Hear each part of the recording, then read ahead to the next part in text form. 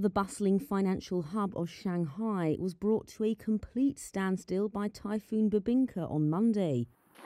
The Category 1 storm marks the most powerful tropical cyclone to directly hit the city of 25 million in more than 7 decades.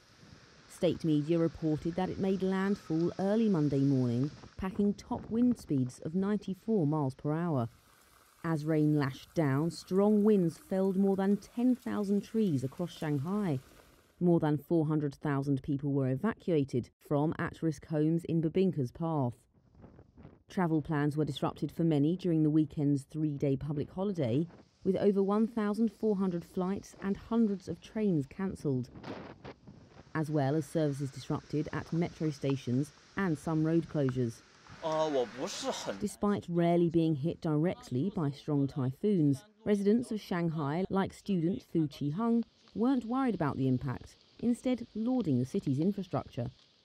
By early Monday afternoon, the eye of the storm had crossed from Shanghai to the neighbouring Jiangsu province.